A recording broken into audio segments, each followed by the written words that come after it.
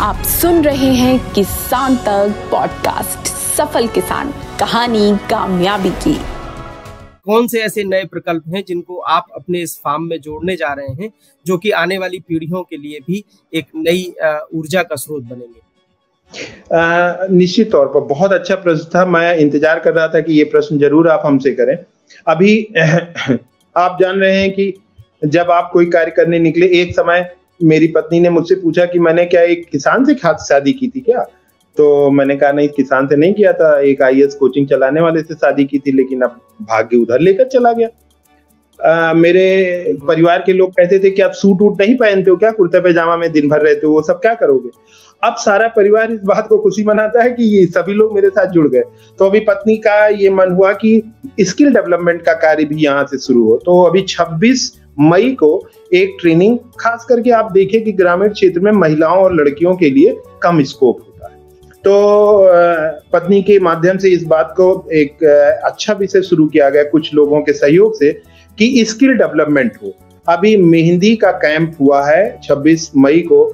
आश्चर्यजनक घटना मेरे लिए भी रही, आंख खोलने वाली घटना रही। 105 लड़कियों ने मेहंदी ट्रेनिंग में भाग लिया और उनको प्रशिक्षण दिया गया। उनको भारत सरकार की एक संस्था थी जिससे हम लोग जुड़े हैं, उनको 80 लड़कियों को प्रमाण पत्र दिया गया, जिसमें से सभी जाति धर्म वर्ग की लड़कियां थी। उनमें से निर्मल जी ऐसी लड़कियां 20-25 लड़कियां ऐसी थी जो इतनी सुंदर मेहंदी लगा रही थी कि जो ट्रेनर 2-3 महिलाएं थी ट्रेनिंग देने के लिए, उन ट्रेनर महिलाओं को टक्कर दे रही।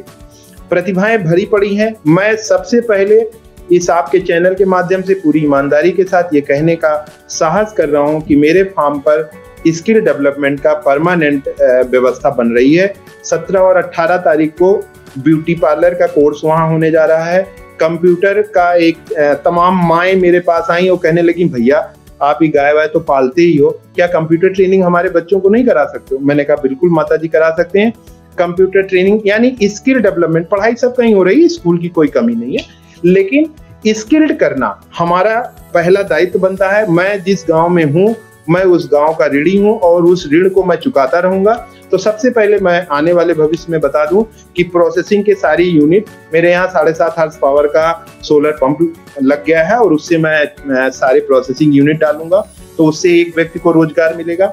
5 महिलाएं इस समय रोजगार पाई हुई हैं और 8 पहले से परिवार हमारे यहाँ रोजगार पाए हुए।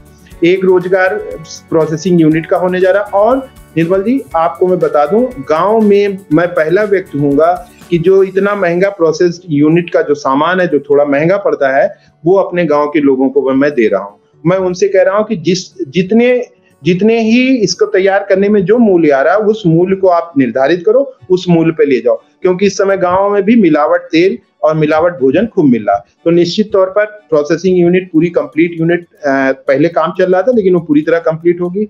स्किल डेवलपमेंट का कार्य होगा और गाय के गोबर से कुछ और उत्पाद बनाने का, जैसे पेंट बनाने का, लट्ठा बनाने का या समाज उपयोगी चीज बनाने का एक कार्य मैं करने जा रहा हूं, जो बहुत तेजी से होने जा रहा है।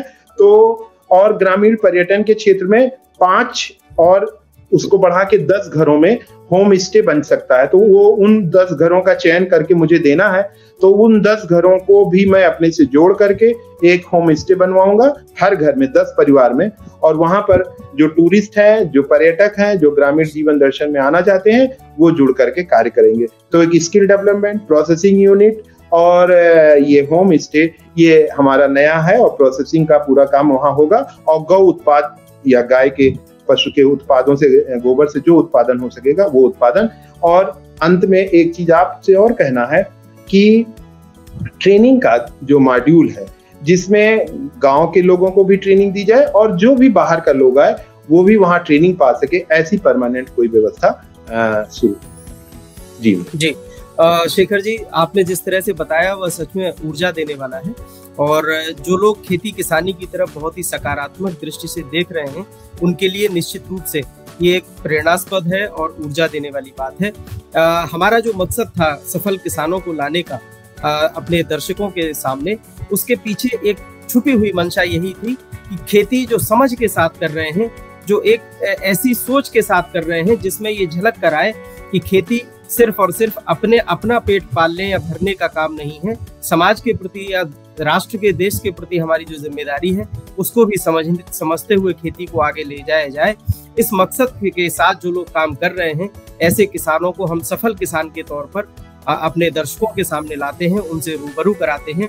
यह श्रृंखला जारी रहेगी एक नई शख्सियत के साथ। शेखर जी, आपका बहुत बहुत शुक्रिया। आज की इस चर्चा को हम यहीं पर विराम देंगे। तब तक के लिए नमस्कार, जय हिंद।